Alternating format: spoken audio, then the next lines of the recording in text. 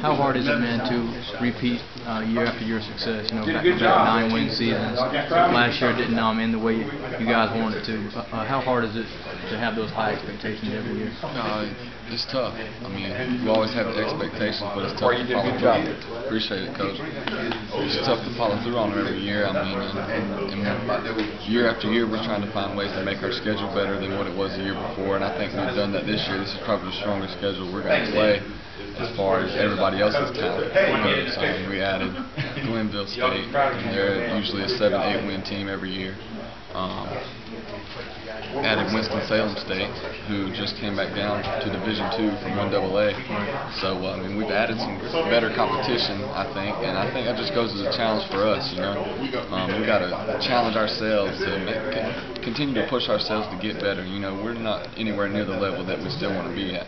We played at a high level last year for most of the time, but, you know, we went down to Arkansas and we saw where we really needed to get to, and that's what we continue to drive on. You know, we were right back in the weight room the Monday after we lost on Saturday in Arkansas. I mean, that's what, just stuff like that's what drives you. Yeah, the 9-win seasons are great and everything like that, but first round exits in the playoffs are never great. What did it feel like to get that first taste of playoff action after the 9-1 year you guys didn't get voted in? I mean, it was an eye-opening experience to me because, you know, that's a team that had the playoff experience before. You know, they've been there. They play in a huge Gulf South Conference down there. I mean, they know what it's all about. And just the atmosphere, it's completely different than a regular season atmosphere. Playoff atmosphere. And to me, that goes with any sport at any level. You know, in high school, you go from the regular season to the playoffs. It's a different animal. But that was really apparent last year. You know, get off the plane and get out there on Saturday and you look up and there's people everywhere, you know, fans everywhere, and they got a good deal going on down there. I mean, their whole community's out there.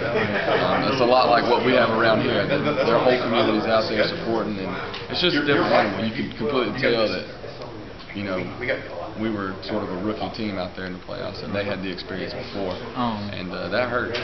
If you would talk about the luxury of having like Travis Daniels back there behind you, he really sets up the play action nice, and you know you get a lot of open reads across the middle.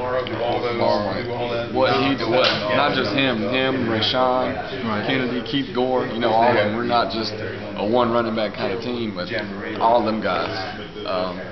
They make life really easy. And I think another thing you got to look at with that is you got to look at the way that our offensive lines play. You know, we got some big guys. Sacked like 5 times last year. And a bunch of them are on me when I do get sacked. You know, it's not on them up there. It's me holding on to it too long or just trying to make something, force something. But you know, TD, he's amazing talent. I don't know how he does it, but every year he comes in the spring and the summer and he gets stronger and he gets faster somehow, and I don't see how it's possible anymore.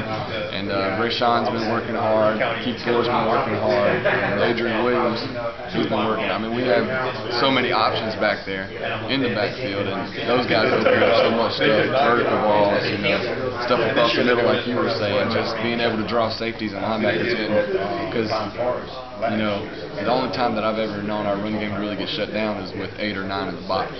And that just opens up all kind of stuff in the passing game.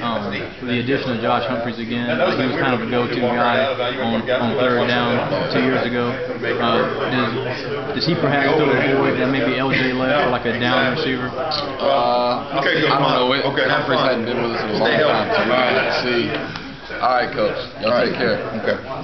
So we're gonna have to see how that goes. And then what's your plans these 3 weeks of practice before the game? You know what?